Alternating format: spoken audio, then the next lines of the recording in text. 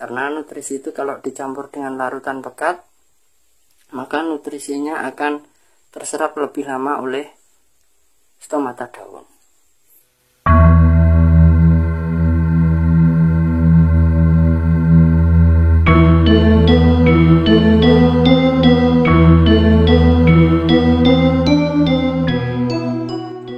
Assalamualaikum warahmatullahi wabarakatuh. Bertemu kembali di channel Karya Basa Tani.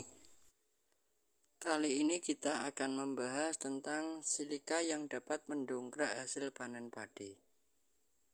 Sebelumnya mari kita mengenal apakah silika itu. Silikon dioksida juga dikenal sebagai silika dari silek Latin atau yang disebut dengan asam silikat, yang rumus kimianya bisa disingkat dengan SiO2. Sebelum kita sharing selanjutnya, mari kita kenal dengan unsur esensial dan unsur fungsional. Unsur esensial itu adalah unsur yang tidak dapat diganti oleh unsur lain dan unsur tersebut dibutuhkan oleh semua tanaman. Sedangkan kategori unsur fungsional itu adalah di mana unsur tersebut dibutuhkan dalam beberapa tanaman saja, misalkan padi atau tebu. Nah, itu masuknya ke unsur fungsional. Namun dalam beberapa hal, kalau saya sebagai petani ya, ada beberapa tanaman itu yang bisa kita masukkan silika dengan tujuan tertentu, misalkan untuk daya simpan yang lebih awet, pengenyalan buah, misalkan tomat, waktu masa pembuahan kita berikan silika, maka kekenyalan buah tomat tersebut akan menjadi tambah dan daya simpannya juga menjadi tambah. Nah, jadi unsur silika ini bisa dimasukkan dengan tujuan tertentu oleh kita sendiri. Perhatikan gambar berikut ini.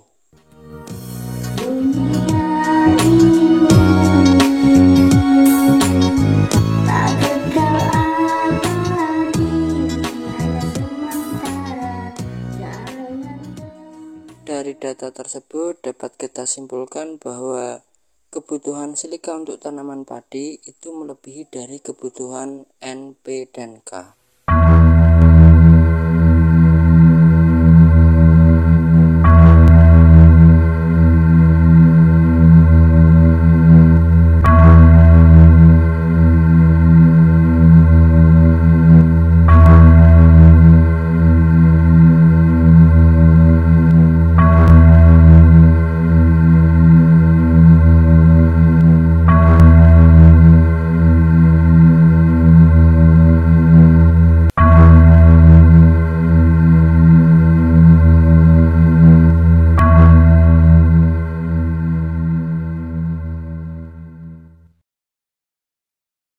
Gimana lur? Silika sangat penting bukan?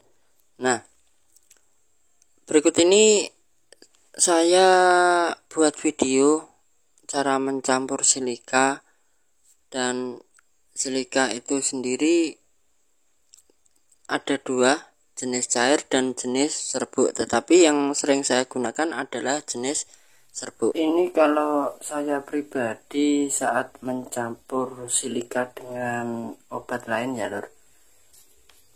Nah, ini silika yang saya pakai yang serbuk.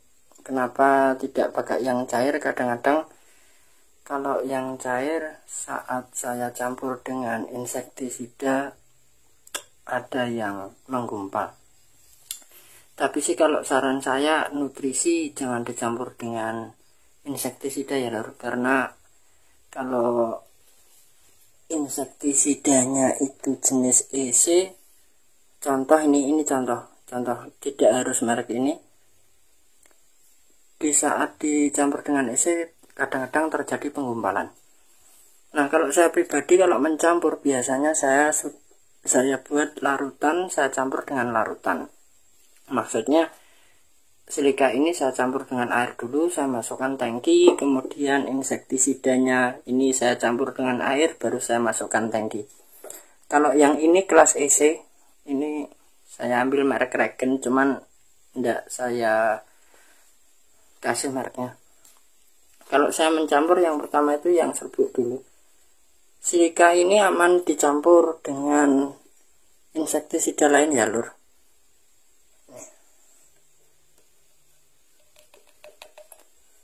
Nah, ini saya masukkan silikanya, kita aduk.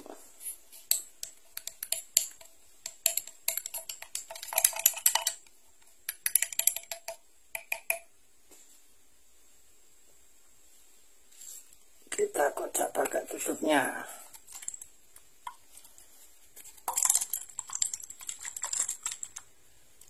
Nah, seperti ini. Ini silikanya. Biasanya kalau saat spray insektisidanya ini saya campur air dulu. Jadi ini kan sudah berupa larutan silika. Kalau ini diberi air kan menjadi larutan EC, baru saya campur. Sekarang kita coba campur langsung ya, terjadi gumpalan atau tidak silikanya.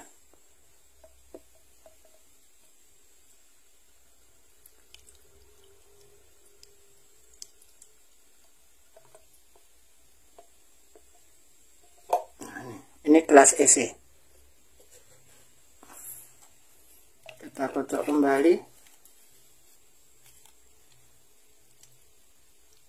Tidak terjadi penggumpalan sama sekali ya lur. Nah, ini dicampur dengan EC. Kemudian langsung saya campur dengan SC. Ini SC lur.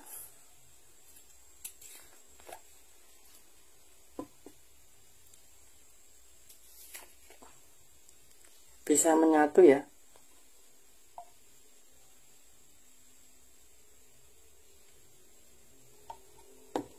Sedikit saja karena hanya contoh.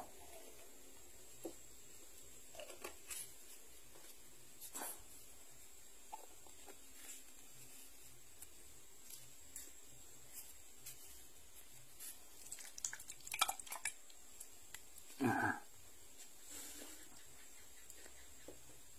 kenapa saya pakai silika serbuk? Karena pakai silika serbuk saat saya campur dengan insektisida jenis EC maupun SC tidak terjadi penggumpalan sama sekali.